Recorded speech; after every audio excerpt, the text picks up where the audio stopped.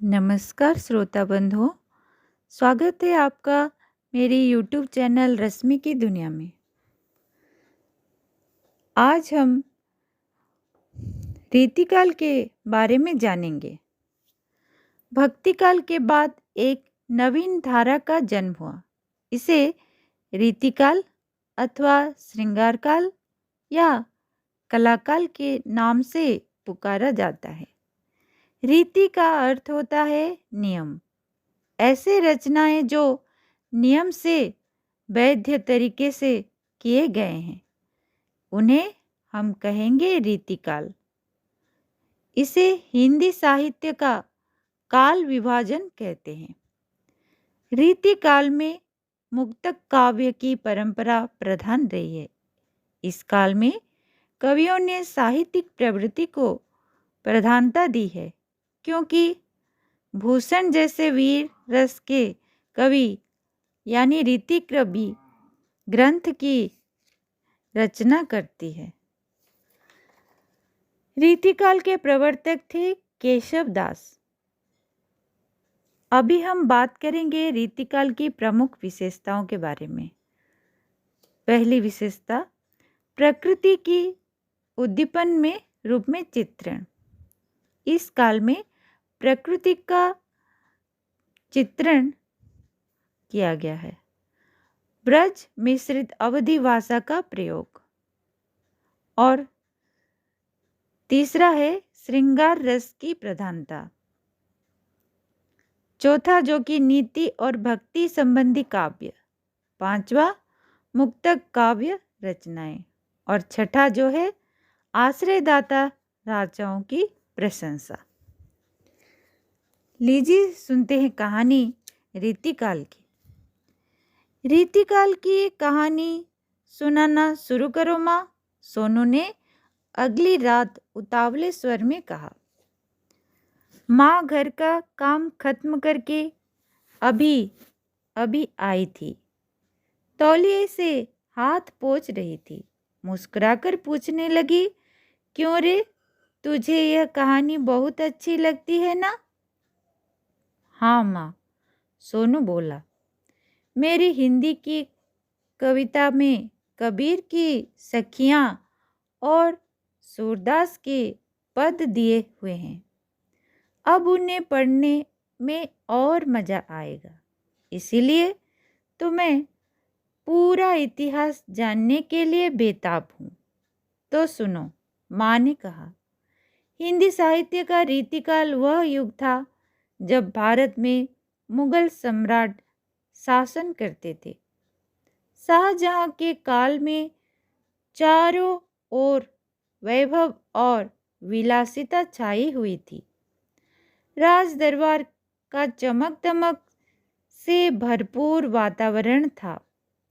इसी युग में पत्थरों पर बारीक पच्चीकारी करके कारीगरों ने ताजमहल बनाया था। इसी तरह कविता में भी बारीक कारीगरी दिखाने की प्रवृत्ति चल रही थी।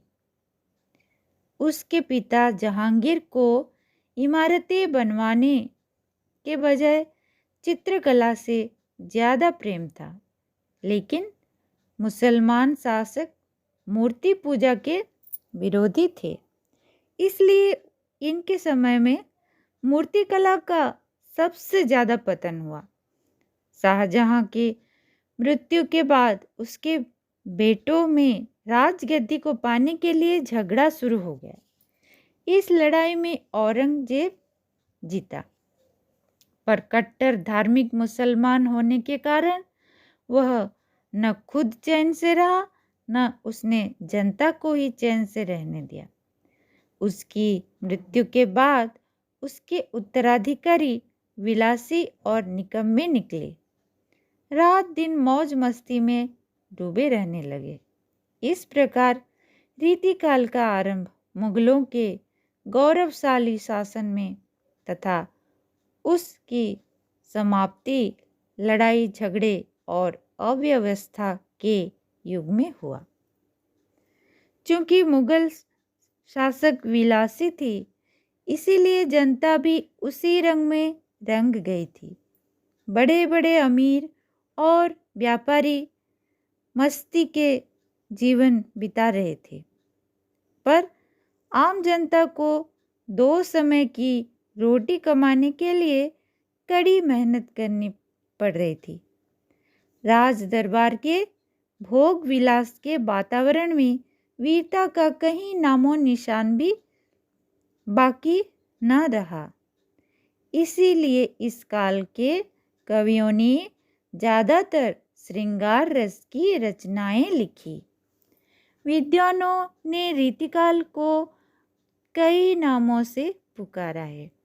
इस काल के कवियों ने अपनी रचनाओं को सजाने पर विशेष ध्यान दिया है।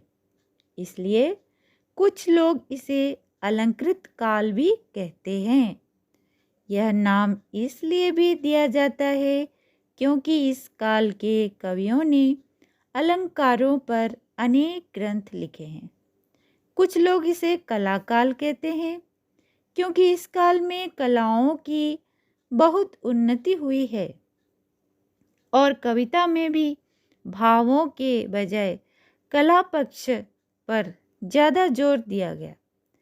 कुछ विद्वान इसे श्रृंगार काल कहते हैं क्योंकि इस काल में श्रृंगार रस की रचनाएं ही ज़्यादा लिखी गई, पर इस काल का सबसे उपयुक्त नाम रीतिकाल ही है क्योंकि इसमें मुख्य रूप से रीति ग्रंथों की रचना हुई है। रीति की परंपरा केशवदास से शुरू हुई। इस परंपरा के अन्य प्रमुख कवि चिंतामणि, मतीराम, भूषण, कुलपति, भिखारीदास, देव और पद्माकर आदि हैं। ये कवि रीतिबद्ध धारा के कवि कहे जाते हैं। जिन कवियों ने रीति से अलग रहकर कविता लिखी हैं उन्हें रीति मुक्त धारा का कवि कहा जाता है। इनमें घनानंद, बोधा, ठाकुर, आलम आदि प्रमुख हैं। तीसरी धारा रीति सिद्ध कवियों की है जो रीति से बंध कर भी उससे अलग रहें। इस धारा के प्रमुख कवि बिहारी लाल हैं। इस प्रकार रीतिकाल के कवियों के रीतिबद्ध, रीतिमुक्त तथा रीति सिद्ध 3 वर्ग हैं। अब प्रश्न यह उठता है कि रीति किसे कहते हैं? उत्तर है कि कविता लिखने का एक खास तरीका रीति कहलाता है। कविता में कौन कौन से रस होने चाहिए, कौन कौन से अलंकार होने चाहिए, कौन कौन से छंद और नायक नायिका होने चाहिए, उनकी परिभाषा और उदाहरण को समझना ही रीति है। कविता लिखने से संबंधित सभी बातों का रीति ग्रंथों में वर्णन होता है।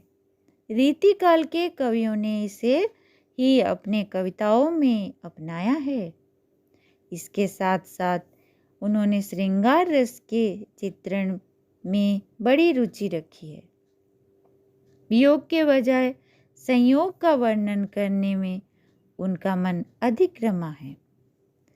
दरबारी कवि होने के कारण रीतिकाल के कवियों ने अपने आश्रयदाता राजाओं की भी प्रशंसा की है। भूषण ने महाराज शिवाजी और छत्रसाल की कीर्ति का गान किया है।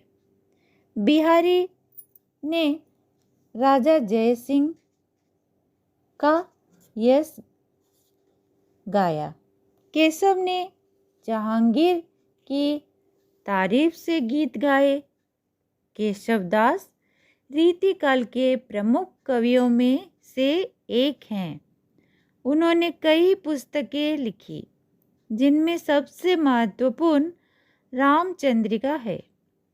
केशव की कविता इतनी कठिन है कि उन्हें कठिन काव्य का प्रेत कहकर पुकारा जाता है। इस काव्य में राम की कथा कही गई है, पर कवि का मुख्य ध्यान कथा कहने की ओर न रहकर चमत्कार दिखाने की ओर रहा है। देव भी रीतिकाल के एक प्रमुख कवि हैं। उन्होंने श्रृंगार रस की सुंदर कविता लिखी है। भूषण रीतिकाल के ऐसे कवि हैं जिन्होंने वीर रस की कविता लिखी है। उनकी कविता की चमक बिजली की तरह कौंधने वाली है। उन्होंने शिवाजी और छत्रसाल की वीरता के गीत गाए हैं। शिवाजी इतने बड़े वीर हैं कि उन्होंने उनसे डर के मुगल की बेगमें महलों से भागकर जंगल की गुम्फाओं में रहने लगी हैं। जो पहले दिन में 3 बार भोजन करती थी, वे अब बेर के सिर्फ 3 फल खाकर अपना गुजारा चलाती हैं। ऊंचे घोर मंदिर के अंदर रहनवारी ऊंचे घोर मंदिर के अंदर रहाती है। कंदमूल भोग करें, कंदमूल भोग करे, 3 बेर खाती ते वे 3 बेर खाती हैं। रीतिकाल के सबसे बड़े महाकवि बिहारी हैं। उन्होंने केवल एक रचना सतसई लिखी है, जिसमें 713 दोहे हैं। कुछ विद्वानों ने इन दोहों को चमकता हुआ रत्न माना है, कुछ ने इन्हें रस की पिचकारियां कहा है, कुछ अन्य इन्हें मीठी रोटी कहते हैं, जिसे जिधर से तोड़ा जाए उधर से मीठी लगती है। ये छोटे छोटे दोहे सचमुच बेजोड़ है। किसी ने ठीक ही कहा है, सतसैया के दोहरे ज्यों नावक के तीर, सतसैया के दोहरे ज्यों नावक के तीर, देखन में छोटे लगे घाव करे गंभीर। बिहारी की काव्य चातुरी के विषय में एक घटना प्रसिद्ध है। कहते हैं कि एक बार राजा जयसिंह अपनी नवविवाहित रानी के प्रेम में इतने डूब गए कि राजकाज की कोई चिंता ही नहीं रही। सभी दरबारी परेशान कि अब क्या किया जाए, कैसे राजा को उनके कर्तव्य की याद दिलाई जाए। ऐसे संकट के समय महाकवि बिहारी लाल ने निम्न दोहा लिखकर राजा के पास भेज दिया। नहीं पराग नहीं मधुर मधु, नहीं विकास यही काल, अली कली ही सो बिंध्यो आगे कौन हवाल। अर्थात ऐ भंवरे, अभी तो इस कली में रस पराग विकास कुछ भी नहीं है। यदि तो अभी इसके साथ इतना बंध जाएगा तो आगे क्या होगा। बात भंवरे से कही गई थी, पर मुख्य उद्देश्य राजा को समझाना था। इसे पढ़ते ही राजा की आंखें खुल गई। वे राज दरबार में पहुंचे।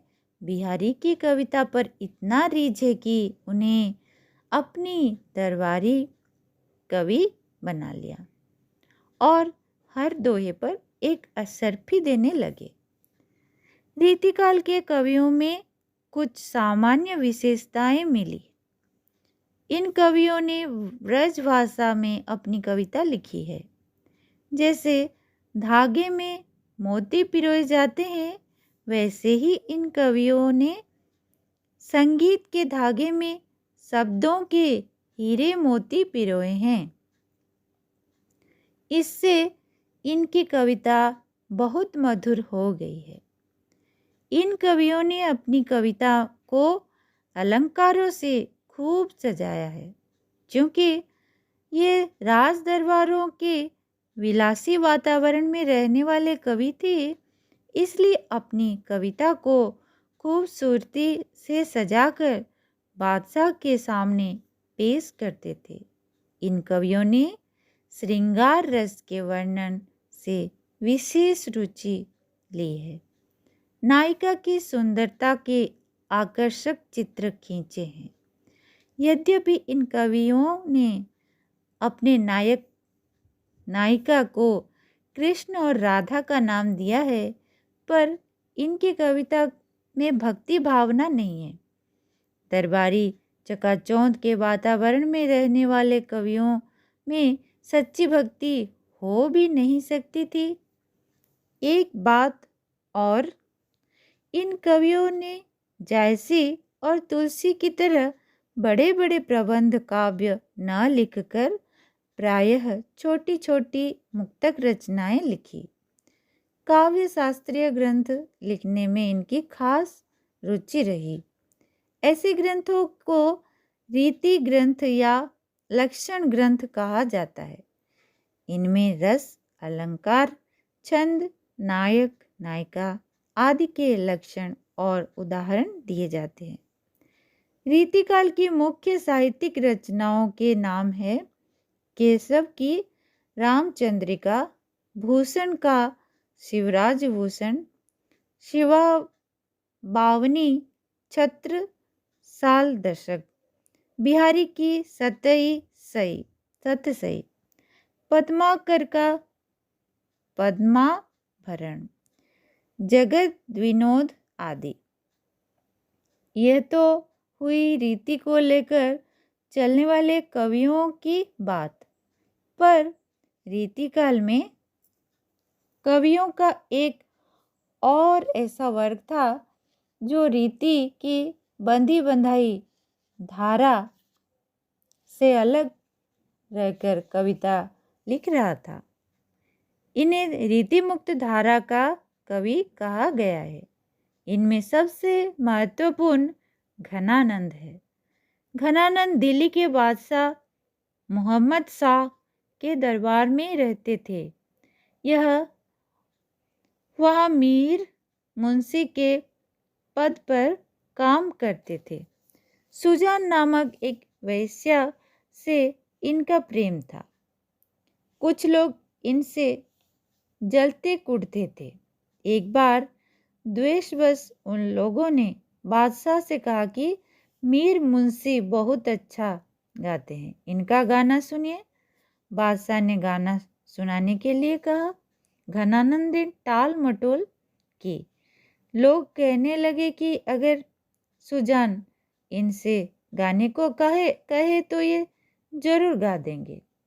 बात की बात में सुजान दरबार में बुलाई गई। घनानंद ने उसकी ओर मुंह करके और बादशाह की ओर पीठ करके गाना सुनाया। गाना इतना बढ़िया था कि बादशाह बहुत खुश हुए, लेकिन इनकी बेअदबी पर नाराज होकर इन्हें शहर से निकाल दिया। घनानंद ने सुजान के से भी साथ चलने को कहा, किंतु उसने साफ इनकार कर दिया। इस पर घनानंद का दिल टूट गया और वह वृंदावन जाकर भक्त बन गए, किंतु सुजान को जिंदगी भर न भूल सके। अपने कवित्व इन्होंने सुजान को प्रियतम कृष्ण और खुद को उनकी प्रेमिका मानकर लिखे हैं। घनानंद को प्रेम की पीर का गायक कहा गया है। ये प्रेम मार्ग में के पुजारी थे। इनका कहना था कि प्रेम का मार्ग अत्यंत सीधा साधा है, उसमें जरा भी चतुराई या टेढ़ापन नहीं चल सकता। अति सुधो स्नेह को मार्ग है, जहम न क्यों सयानय बांक नहीं। घनानंद का ब्रज भाषा पर अनूठा अधिकार था। वे अपने लाक्षणिक प्रयोगों के लिए हिंदी साहित्य में प्रसिद्ध हैं। रीतिमुक्त धारा। रीतिमुक्त धारा के दूसरे प्रमुख कवि आलम है। यह औरंगजेब के पुत्र मुअज्जम शाह के दरबार में काम करते थे। यह जाति के ब्राह्मण थे। शेख नामक एक रंगरेजिन से प्रेम करते थे। एक बार इन्होंने उसे एक पगड़ी रंगने को दी जिसमें दोहे की एक पंक्ति बंधी हुई थी, कनक छरी सी कमीनी काहे को कटी छीन। शेख भी एक कवियत्री थी। उसने झट दूसरी पंक्ति लिखकर दोहा पूरा कर दिया। आलम इतने रीझे कि अपनी जाति छोड़कर मुसलमान हो गए और उससे विवाह कर ली। इनकी कविता में मन की सच्ची उमंग समाई हुई है। बोधा भी रीतिमुक्त धारा के कवि हैं। ये महाराज पन्ना के दरबार में रहते थे और सुभान नामक वैश्या से प्रेम करते थे। एक दफा राजा के सामने इन्होंने सुभान से प्रेम प्रकट किया। इस पर नाराज होकर राजा ने इन्हें 6 महीने के लिए दरबार से निकाल दिए। अपनी प्रेमिका के विरह में दुखी होकर इन्होंने विरह वारिस नाम का एक काव्य लिखा और 6 मास बाद वापस लौटने पर राजा को सुनाया। राजा बहुत खुश हुए और इनाम में इन्हें सुभान मिल गई। इसी प्रकार ठाकुर भी रीतिमुक्त धारा के कवि हैं। इनकी कविता में मन की सच्ची उमंग देखने को मिलती है, बनावटीपन कहीं नहीं है। रीतिमुक्त धारा के कवियों की कुछ सामान्य विशेषताएं हैं। इन कवियों ने सच्चे प्रेम का चित्रण किया है। इनकी कविता सीधे हृदय से निकलती है और इसीलिए सीधे पाठकों के हृदय तक पहुंचती है। ये कवि नायिका की सुंदरता के प्रभाव को चित्रित करने में बड़े कुशल हैं। ये कवि नायिका की सुंदरता के प्रभाव को चित्रित करने में कुशल है।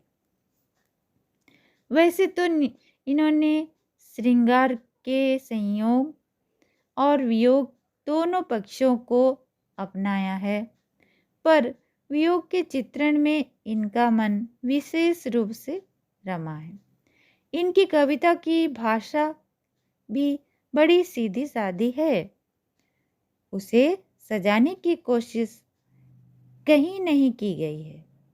यद्यपि अलंकारों का प्रयोग है, पर वे चमत्कार बढ़ाने के लिए नहीं, बल्कि भावों को तीव्र करने के लिए कविता में आए हैं।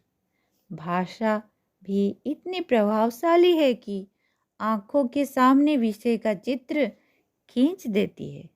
इस प्रकार यह प्रकट हो जाता है कि हिंदी साहित्य का रीतिकाल अनेक दृष्टियों से महत्वपूर्ण है। इसकी रीतिबद्ध और रीति मुक्त दोनों धाराओं का अपना अपना महत्व है। बिहारी और घनानंद की कविता का जादू आज भी पाठकों के सिर पर चढ़कर बोलता है। इन कवियों के लिखे दोहे, सवैये और कवित्व हमें बरबस मोह लेते हैं। कुछ लोग श्रृंगारिकता की अधिकता के कारण इस कविता की बुराई करते हैं, परंतु इसकी खूबियों और विशेषताओं को भी अनदेखा नहीं किया जा सकता। सोनू बड़े ध्यान से माँ की बातें सुन रहा था। उत्साहित कंठ से बोला, माँ, मेरा हिंदी की पुस्तक में बिहारी के दोहे दिए हुए हैं, मुझे भी इनमें से एक याद है, सुनाओ। सुनाओ बेटे। सोनू ने बड़े मज़े से सुनाना शुरू किया। मेरी भव बाधा हरो, राधा नगरी सोए, जा तन की झाई परे, श्याम हरित दूती होय। माँ ने समझाया, बेटे यह बिहारी की सतसई का पहला दोहा है। इसमें कवि ने राधा की वंदना की है। अब मुझे हिंदी साहित्य के इतिहास के 3 काल समझ में आ गए हैं। आधुनिक काल की कहानी कल सुनूंगा। सोनू खुश होकर बोला, कल यह कहानी पूरी नहीं होगी बेटे, इसे सुनाने के लिए कई दिन लगेंगे। आधुनिक काल का साहित्य कोई छोटी मोटी नदी नहीं है। इसे तुम महासागर समझो, जिसमें 50 नदियाँ और धाराएं आकर मिलती है। मैं बोली, माँ बोली, आहा, तब तो मज़ा आ जाएगा। मुझे खूब लंबी कहानी सुनने को मिलेगी। सोनू ने ताली बजाते हुए कहा। इसी के साथ ही आज की यह रीतिकाल की व्याख्यान समाप्त होती है। अगली बार हम आधुनिक काल के बारे में जानेंगे। तब तक के लिए रश्मि को आज्ञा दीजिए। धन्यवाद।